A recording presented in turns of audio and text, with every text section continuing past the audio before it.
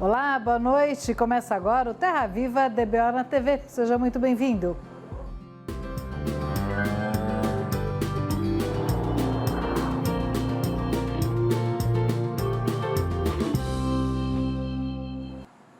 E fique agora com Conversa com o Analista. Olá, meu nome é Alcides Torres, eu sou engenheiro agrônomo e analista de mercado da Scott Consultoria. Estamos aqui para mais uma Conversa com o Analista. E a pergunta que recebemos é: o que a França representa em termos de consumo de carne bovina brasileira? O que ela representa em termos de consumo de carne bovina do Mercosul?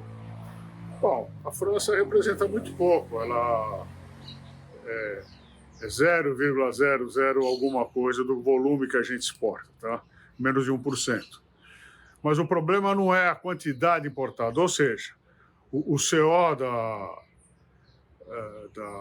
do Carrefour, a hora que ele fala que não quer a carne brasileira, ele está jogando para a plateia, né? Porque ele já não comprava. Então, ele deu, o que ele fez? Ele falou para os pecuaristas e agricultores franceses que ele não compraria da carne do Mercosul, e dessa forma ele estaria sendo um camarada, um cara legal com os produtores franceses. Então, boicote ao produto brasileiro. Aí o que aconteceu? Teve um boicote dentro do boicote. Então, as indústrias brasileiras, as redes de hotéis, etc., também falaram: bom, tudo bem, então não vamos entregar carne para o Carrefour no Brasil. Tá?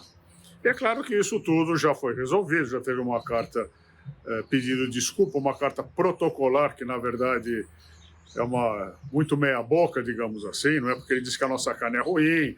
Tem um deputado Tantan lá dizendo que o prato do francês não é lixeira para receber mercadoria do Mercosul, né? É um pobre coitado, né? Ele não entende nada de América, não entende nada de Brasil, não entende nada de Argentina, nem de Uruguai, nem de Paraguai, nem nada. São desses caras que a gente tem que suportar em função da sua grande ignorância, tá? Mas não afeta nada o Brasil. O que afeta? A imagem, não é? Então, quando um presidente de uma rede de supermercados desse porte e um representante do povo francês fala uma asneira desse tamanho, é claro que tem um monte de gente aí desavisada, nem todo mundo é culto o suficiente, letrado o suficiente, né? Estudado o suficiente para ver que isso é uma bobagem, não é? Uma bobagem com B maiúsculo. E acaba aderindo. Né? Nós tivemos aqui uma cervejaria no Brasil: não coma carne na segunda-feira. Tivemos um banco popular dizendo: não coma carne na segunda-feira.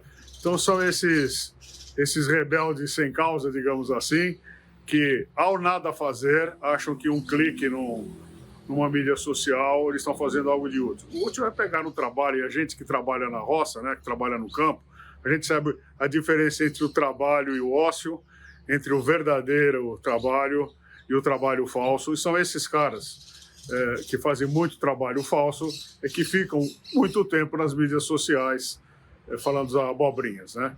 Então, vamos dizer assim, com relação à imagem, sim, é preocupante. É por isso que teve toda essa reação do Ministério da Agricultura do Brasil, reação dos frigoríficos brasileiros, reação da pecuária brasileira, dos pecuaristas, reação das associações de classe, reação da ex-ministra da Agricultura, que falou muito bem, né? Reação aí da hotelaria de maneira geral, porque a gente tem que parar de levar varada, né? E perder essa característica de vira-lata, né? Nós somos da América Latina, eles são europeus, caras legais, andam de terno de casimira, sapato de crocodilo, tomam vinho chique. Não, esses caras não são de nada, são de frita bolinho, e é por isso que tem que ter essa reação. A nossa carne é boa, é bem produzida, respeitando o meio ambiente, respeitando o bem-estar animal, e quem diz o contrário precisa provar isso, tá? Precisa provar, e bem provado, porque os nossos números são evidentes, o nosso crescimento é fabuloso e não é um trabalho de ontem. Isso vem lá, tem décadas já, tá? Tem décadas. Então, destruir um trabalho de décadas de 2 ou 3 gerações de brasileiros não é nada não é nada elegante, para dizer o mínimo. É isso aí, muito obrigado pela pergunta. Desejo a todos vocês uma boa saúde, bons negócios e até a próxima. Obrigada, Scott. Ótima colocação. E o DBO na TV vai para um rápido intervalo. Até já. Impresso ou digital? Se você quer o melhor conteúdo para a pecuária, fique com os dois.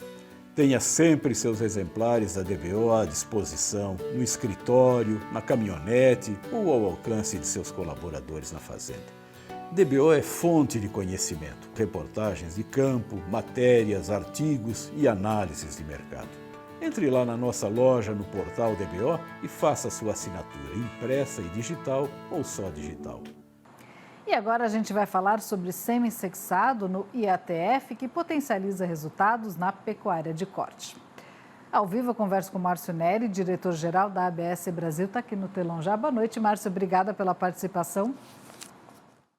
Boa noite, eu que agradeço a participação no DBO na TV. A gente agradece. Eu queria que você falasse sobre essa tecnologia, né, que permite escolher o sexo do animal antes da inseminação artificial. Eu queria só que você explicasse um pouco para a gente.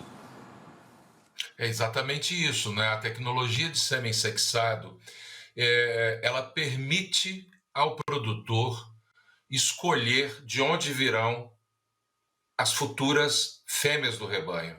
Logicamente, todo rebanho tem, como os nossos avós diziam, cabeceira, meio e fundo, e no uso do sêmen convencional você não tinha essa opção. As fêmeas poderiam vir de qualquer segmento do rebanho, e você quer que venha da cabeceira do rebanho.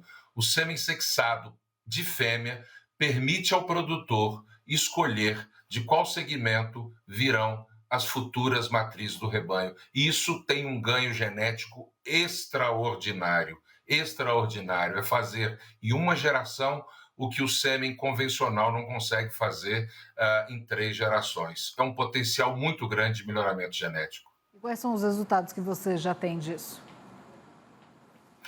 O sêmen sexado era amplamente utilizado na pecuária de leite. Faltava a gente ajustar a tecnologia para a pecuária de corte, uma vez, Renata, que 97%, 98% da pecuária de corte, da inseminação artificial, está atrelada a um protocolo de ATF. Então, essa tecnologia precisaria ir bem na IATF. E fizemos os primeiros protocolos, os primeiros testes, os resultados foram muito bons, lançamos o sexado para a pecuária de corte e hoje a gente tem mais de 17 mil inseminações monitoradas em diversos estados brasileiros, Paraná, Minas Gerais, Goiás, Tocantins, Mato Grosso do Sul, Pará, e em diversas categorias. Então, hoje a gente pode dizer, Renata, com tranquilidade, que o sêmen sexado produzido pela tecnologia da ABS, ele vai muito bem na IATF. E buscamos também os números para comprovar isso. E ao invés de falar em os percentuais exatos de concepção, a gente prefere falar sobre concepção relativa. E a concepção relativa do Sexcel, que é o nome comercial do nosso produto, em relação ao sêmen convencional, está ao redor de 90%. Ou seja, se você tem 60% de concepção na IATF com sêmen convencional, você pode ter uma expectativa de 54% utilizando o Sexcel. Então, isso potencializa bem, então, esse resultado da concepção, né? Bem, e aí você tem alguns desenvolvimentos que vieram posterior, Renata. A identificação do cio durante a inseminação, durante o manejo da IATF, e você pode usar adesivos de identificação de cio ou tintas de identificação de cio. E as vacas que chegam no tronco com a exibição clara de cio, você usa o sexado. Quem não exibiu o cio, você usa o convencional. Esse simples manejo que não altera de maneira alguma a rotina, que você pode pintar o animal, a cauda do animal no D8, no 8º dia do protocolo, que ele terá que passar pelo tronco de qualquer maneira, você potencializa de uma tal maneira que a grande maioria dos casos, a concepção no Sexcel foi maior do que no sêmen convencional, simplesmente por adicionar uma tecnologia barata e acessível de identificação de cio. Bacana. Agora, Marcos, com relação é para todo tipo de fêmea, para todas as fêmeas? Queria que você falasse um pouco sobre isso. O importante, é uma ótima pergunta sua, o importante é que o produtor, ele tem em mente que ele precisa selecionar o melhor rebanho de fêmeas dele para usar essa tecnologia. Então ele pode selecionar por habilidade maternal, por fertilidade, as primeiras fêmeas inseminadas na estação normalmente são as mais férteis, pode selecionar as fêmeas por percentual do peso a desmama, peso da vaca em relação ao peso da cria em desmama, ou seja, ele tem que criar um índice de seleção das suas fêmeas para escolher necessariamente o melhor terço do seu rebanho para usar o Sexcel. E com isso ele vai fazer um melhoramento genético muito seguro, muito potente e que vai dar saltos de produtividade nas gerações futuras, sem dúvida nenhuma. Então, essa tecnologia é para o produtor que quer avançar na pecuária, ele quer essa pecuária 4.0, 5.0, né? Exatamente, é uma pecuária de precisão. Eu estou escolhendo de que segmento do meu rebanho virão as reposições. E o interessante, Renata, é que nós não paramos por aí. Nós modelamos também, ajustamos a máquina, não é simplesmente virar uma chave, para a máquina fazer a sexagem de machos. Logicamente, quando a gente produz o Sexcel fêmea, nós selecionamos touros de habilidade maternal, de características de produzir uma boa fêmea. E quando a gente faz a sexagem de macho, nós produzimos e selecionamos touros de habilidade terminal. Carcaça, peso a desmama, e tudo isso vai contribuir para um melhor desempenho, tanto das fêmeas que vão nascer, quanto dos machos que vão nascer. E o desempenho do Sexcel macho é idêntico ao Sexcel fêmea.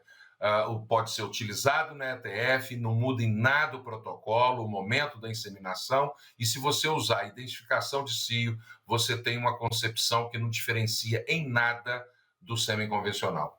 Ótimo, Marcos. Felizmente a gente não tem mais tempo. Obrigada pela participação, boa noite e até a próxima. Obrigado, Renata. E o DBO na TV vai para um rápido intervalo. Até já.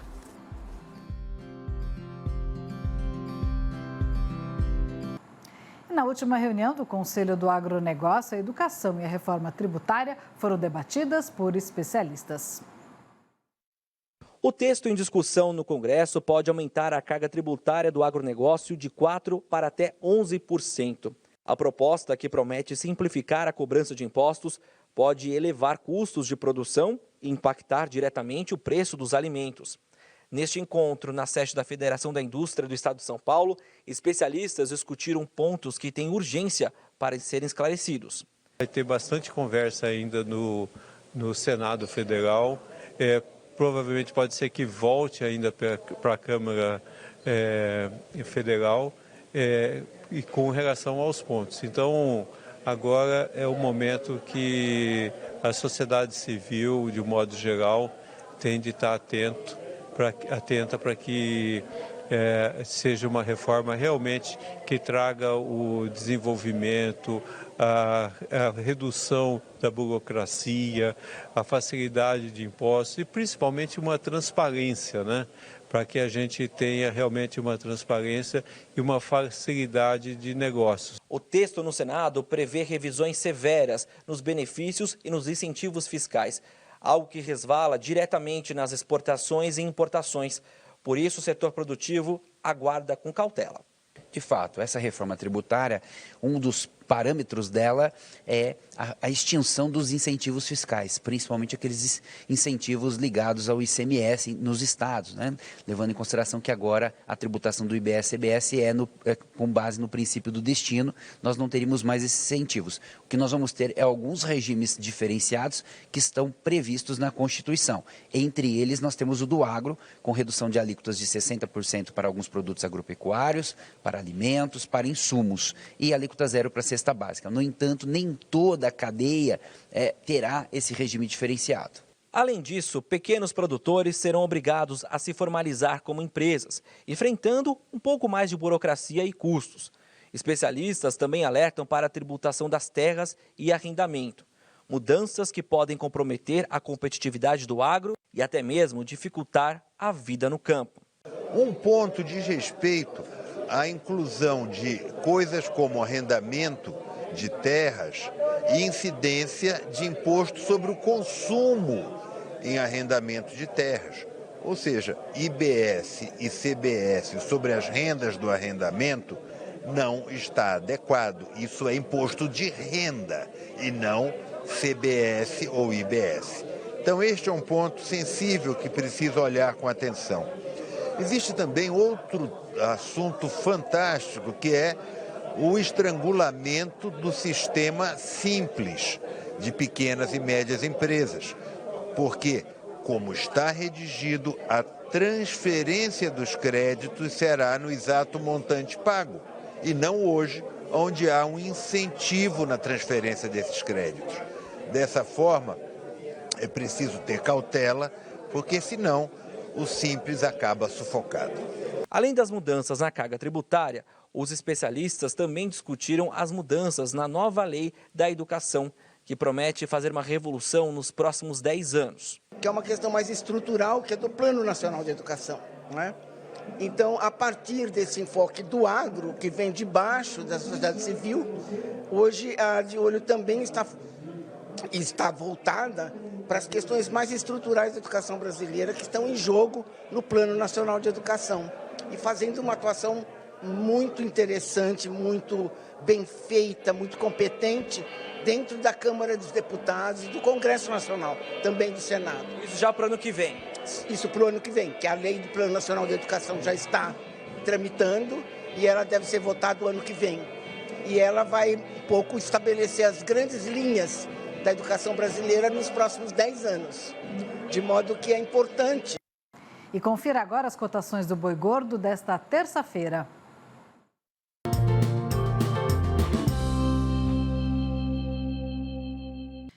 Começando então com a boa notícia, subiu tudo no oeste do Rio Grande do Sul, com o boi atingindo R$ 10,75 o quilo, o que vale R$ 222,50 a arroba. A vaca subiu para R$ 10,50 o quilo, ou R$ 231, passando para a arroba. Em Pelotas, também foram registradas altas no boi e na vaca. O boi agora vale R$ 10,75 o quilo, passando para a arroba R$ 222,50. E a vaca foi para R$ 10,00 redondos o quilo, ou R$ 300 a arroba. Agora vamos para as desvalorizações do dia. Em Barretos e Araçatuba, o boi caiu para R$ 345 e a vaca para R$ 320. No Triângulo Mineiro, o boi está valendo R$ 335 e a vaca R$ 317. Em Belo Horizonte, a capital das Minas Gerais, o boi desceu para R$ 340 e a vaca para R$ 325. E no sul de Minas, a queda também foi geral, com o boi indo para R$ 325 e a vaca para R$ 305. Em Goiânia, a capital de Goiás, o boi caiu para R$ 337 e a vaca para R$ 320. E na região sul do estado, o boi agora vale R$ 335 e a vaca R$ 320. No Mato Grosso do Sul, as 3 praças registraram queda. Em Dourados, o boi vale R$ 335 e a vaca R$ 315. Na capital Campo Grande, o boi foi rebaixado para R$ 335 e a vaca para R$ 310. Em Três Lagoas, a queda foi só no boi, que também está valendo R$ 335. No Mato Grosso, todas as praças também registraram queda. No norte do estado, o boi vale R$ 320 e a vaca R$ 310. No sudoeste, o boi também vale R$ 320, mas a vaca está valendo R$ 305. Na capital Cuiabá, só o boi caiu para R$ 325. E no sudeste do estado, o boi também caiu para R$ 325 e a vaca para R$ 307. No oeste do Maranhão, o boi desceu para R$ 302 e a vaca para R$ 282. No Pará, a queda foi geral em todas as praças, tanto no macho como na fêmea. O boi está valendo R$ 295 nas 3 regiões, mas a vaca caiu para R$ 280 em Marabá. R$ 272 em Redenção e R$ 278 em Paragominas. No sul do Tocantins, o boi registrou queda para R$ 315. Já no norte, o boi desceu para R$ 312 e a vaca para R$ 297. No Acre, a queda também foi geral, com o boi indo para R$ 280 e a vaca para R$ 265. No Espírito Santo, o boi agora vale R$ 317 e a vaca R$ 302. E para finalizar, caiu tudo no noroeste do Paraná, com o boi valendo R$ 340 e a vaca R$ 315. E se você quiser, você pode rever este programa no YouTube do canal Terra Viva. E o DBO na TV de hoje fica por aqui. Muito obrigada pela sua companhia e até amanhã.